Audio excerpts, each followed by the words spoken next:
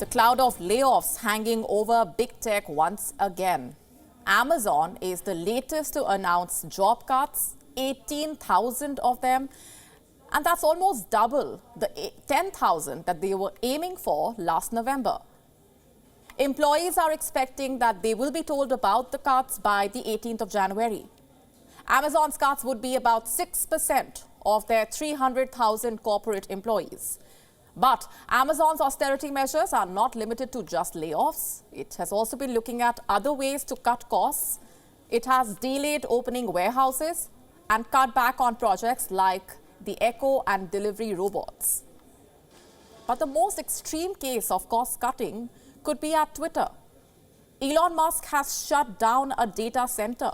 He has stopped paying the rent for various offices, conducted a fire sale of office furniture, and fired over half the workforce. And this includes both engineers and building staff, like security officers and even janitors.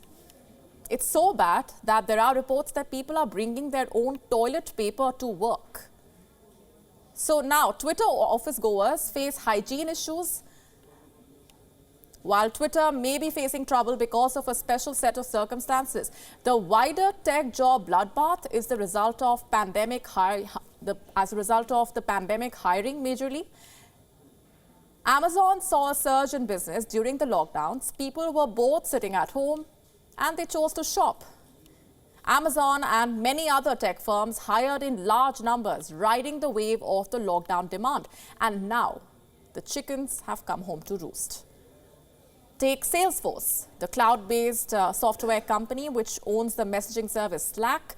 Slack is used to facilitate communication at workplaces. Its usage grew exponentially with work from home. And now Salesforce plans to cut its workforce by around 10%.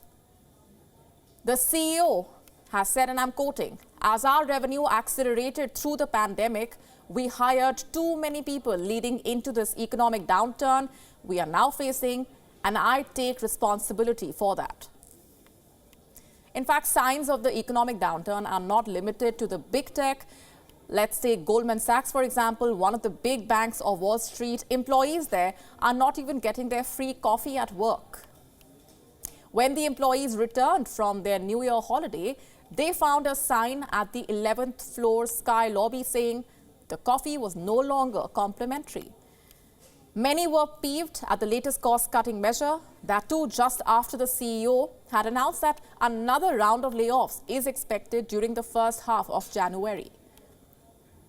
The economic downturn and the cost of living crisis has largely been caused by the war in Ukraine as a result of high inflation and economic uncertainty.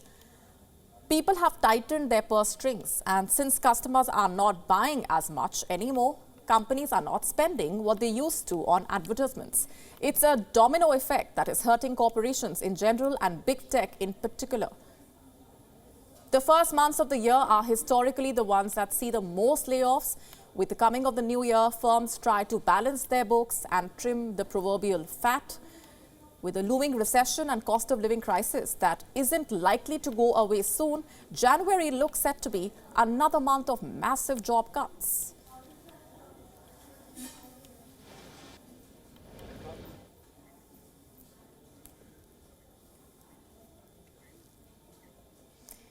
And with me on the broadcast this minute is Susanna Streeter from Bristol in the UK, a financial commentator and a senior markets analyst at Hargreaves Lansdown, the UK's largest retail investment platform, where she provides analysis for investors. Thanks very much for being here with us. Let me begin by asking you for your assessment of what's really going on. It's, of course, not just the tech companies, but they do form a major chunk of the pie as far as the layoffs are concerned. Why is that? And what do you think lies ahead at this point? Well, obviously, the tech companies were riding high during the pandemic. There was a surge in working from home. There was a surge in e-commerce. Right across the board, we seemed to change our behaviours. And so they had to adapt very quickly to these new pandemic behaviours. But since all the restrictions have eased, we've returned to some of our pre-pandemic habits. So shopping in high streets and shopping centres once more, going back to the office. And as a result, the increased workforces that were needed to cope with the extra pandemic demand now need to be resized. And really, these businesses need to take shape for the longer term ahead now that behaviours seem to have settled down. Take Amazon, for example. E-commerce sales peaked during the pandemic, and although they are still higher than pre-pandemic times, we are buying less online. So all of those extra delivery workers and warehouse workers and grocery workers that Amazon employed are now no longer needed. It's got overcapacity, and so it needs to resize.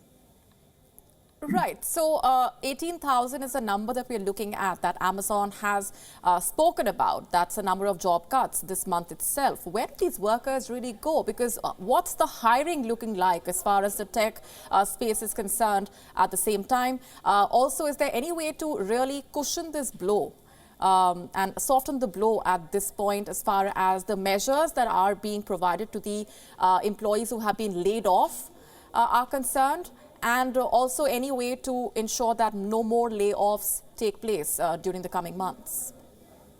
Well, certainly the market has received this news from Amazon well, because they do want to see Amazon become a much more streamlined and efficient operation and actually get rid of this extra capacity. As far as employees are concerned, well, in many markets around the world, there's still a talent shortage in key areas. I expect quite a few of these layoffs will come through warehouse staff, through perhaps those who may be able to find other jobs in retail, where grocers and supermarket chains are offering higher wages to try and attract staff. As far as the kind of back office side of things, the tech staff, certainly it's been a tough time for layoffs. We've got Meta laying off staff because it overinvested in the metaverse future, and of course all the trials and tribulations at Twitter as well. It is going to be tougher out there, particularly for the really much tech-focused staff.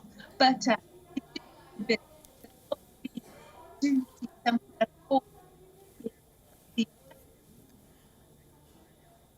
Right.